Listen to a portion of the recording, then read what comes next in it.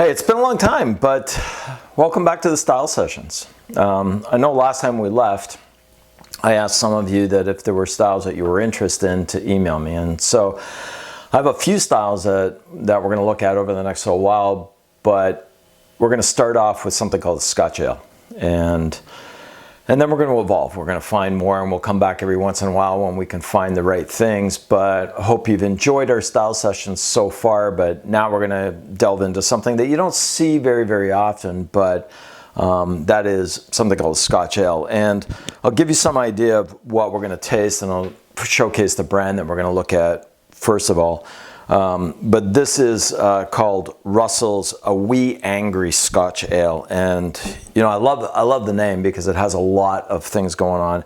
Russell is a very, very accomplished, well-known brewer on Canada's west coast. They make fantastic beers, and this is just one example of what they have. So what I'm going to do is I'm going to pour it for you. This is a sensoric glass. This is the one that I like. It's got a really nice body on it. Will really enhance some of the malt characteristics. It tapers up really nicely to keep the head intact as much as possible, and we're going to see how that works.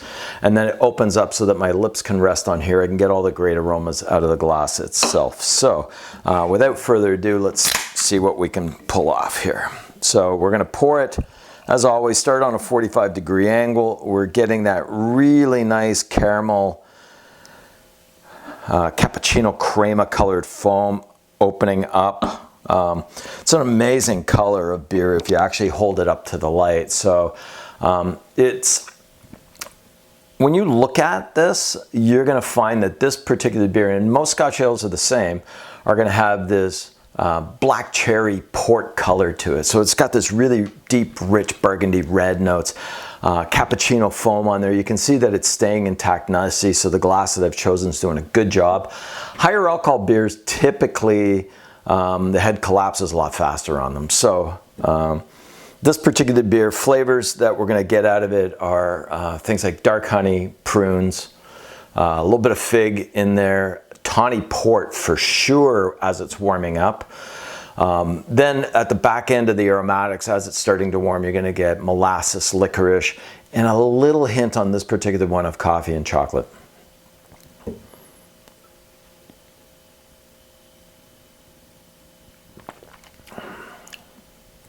That's a beautiful beer. It's got a medium finish and aftertaste. It doesn't really last a long period of time, and it doesn't really have any bitterness to it, but you should keep molasses and licorice in your palate for a long period of time.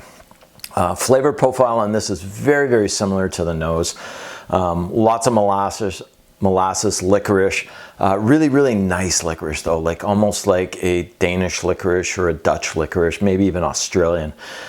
Prunes, I get some roasted walnuts on this particular one, toffee and brown sugar. So amazing beer. And as you know, I'm filming this in September, so as we're heading into the fall season, these are absolutely stunning beers to have as the weather starts to get a little bit colder, because you need something that's going to be a bit soothing.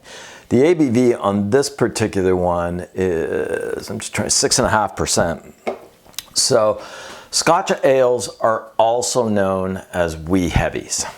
And so sometimes you'll see wee heavy on there, but that's interchangeable with Scotch ale. So it's good to figure out where this terminology came from, and it goes back into the 18th century. So the wee is because these beers, typically because of the high alcohol content, were served in smaller glasses. And the heavy is because of the higher alcohol.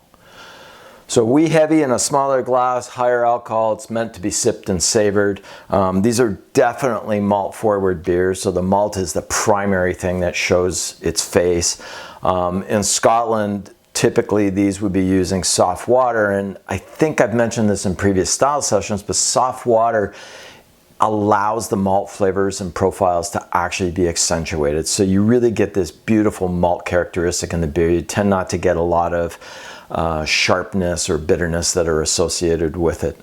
A lot of times with these particular beers, they're using lighter colored malts only, and therefore the caramelization that you're getting, some of those fruit flavors in there, or even the toffee and the caramel notes that you're getting, are because they actually have a long boil in the kettle. So they're using the equipment to drive the color and the flavor further out, as opposed to using a variety of different malts. And that's because if we look back into the 1800s, the selection of malts that were available at that weren't readily available. So you had to do something to get that darkness in there. So this is an amazing beer. Scotch Ales are wonderful. I liken these to Belgian doubles. And to German Bock beers. So if you were to take all three of those and put them together in a tasting, I think it would be really challenging to figure out which one was which. I think clearly with a Bock beer, because it's a lager, you're going to get a quicker finish. Belgian doubles tend to be a little bit more carbonated, so you're going to get a little bit more effervescence and sparkling note to it. And then Scotch Ales are probably going to fit in the middle there. But it's a nice range if you want to try these beers and compare them to others in that particular category. So as always, thanks for joining me on the Style Sessions. I hope you've enjoyed it. If you need more information about beer, join me on Prud'homme Beer Certification. You can access it at tfkbeer.com. And you know what, more than anything, just have fun with beer. It's really a great drink, and it's very complex. It's got lots of different flavor profiles to it, but share your love of beer with others. And thanks. Cheers.